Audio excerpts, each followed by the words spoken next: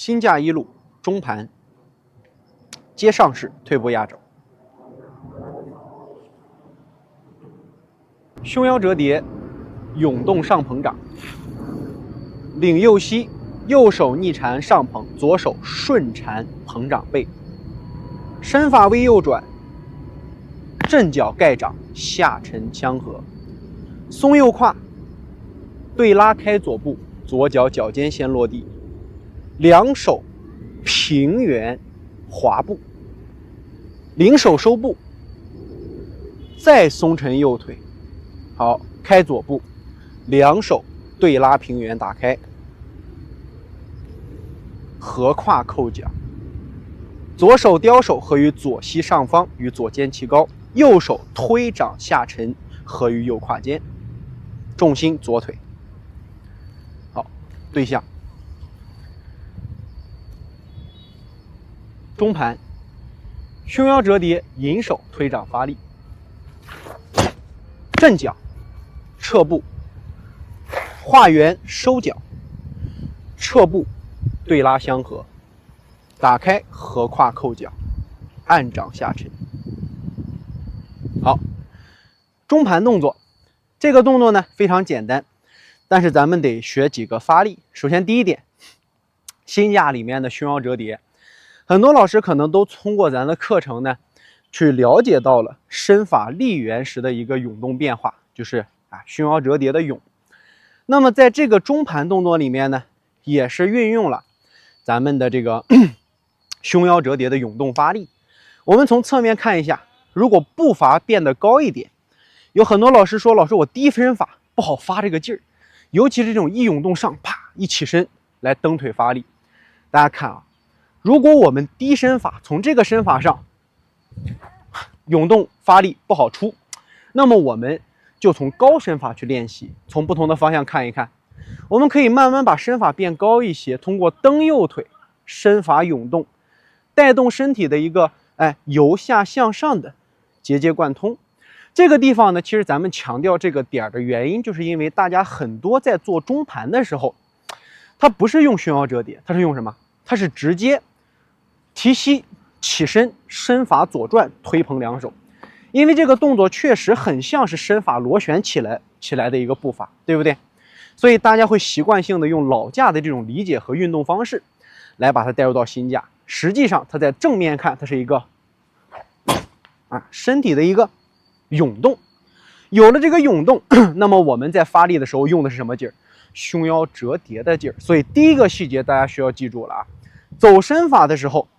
你的左手通过胸腰折叠，慢慢的随着涌动进行螺旋的翻掌外捧。你看咱之前讲过，在身法涌动的过程当中，带动左手向前滚，小度是一个向前滚动的螺旋。那么同理，咱们的左手它在身法上也是一个向前涌动的螺旋翻掌。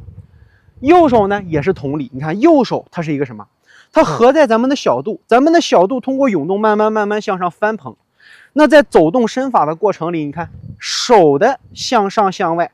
也是根据身法涌动走，这样子我们的身法的手上动作烧结动作是不是才显得比较合理？如果说你直接去身法螺旋一起，你手由下向上的力从哪来？翻捧滚动螺旋的力从哪来？是不是就无从得知了？所以我们第一个重点细节在于，大家要通过胸腰折叠的节节贯穿，来把两手通过涌动的方式，领手顺势上捧，这是第一个重点。那么两手合的位置呢？右手合在自己的嘴巴前方，左手合在右手下方，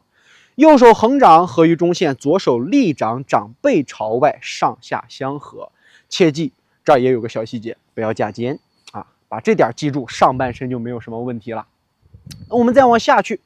那胸腰折叠的这个重点呢，咱们不管在哪一节课上，但凡有这个要求，都会跟大家去强调。所以这里呢，我们也是一样，要跟大家再去说一说，胸腰折叠的涌动和运化，不像老师们想的特别难。实际上，你哪条腿在前，哪条腿在后，都可以借上力从地起的涌动劲儿。如果老师们做不出来，你可以做一个比较夸张的，把右胯松下来。蹬右腿的时候，让右胯先向前捧，让身子一节一节跟过来。通过这样的方式，先把夸张的大动作引动螺旋送出来，最后慢慢再怎么样，再通过这种轻轻一走小螺旋的身法，把力给它送出去。所以我们最开始的时候，想要做好胸腰折叠，大家应该都听过咱的公益直播课，是不是？你得把身法先放正了，正了以后再说后边的动作怎么走。如果不正，你就涌不出来。所以大家不要忘了，每打拳，咱们得做个双手合十的向后梳头，把肩膀放直放正，然后再走胸腰折叠，那就走得非常舒服了。所以这里呢，重点也不再跟老师们去过多的去废话强调，前面的课程有非常详细的讲胸腰折叠怎么动啊，大家要跟着前面的课程再多练练一项基本功。那再往下就是我们的这个单胯，我们说过，提膝的过程里面是通过哪个位置去提的？很多老师在打中盘喜欢什么？就是一起来啪站老高，然后再向下震脚。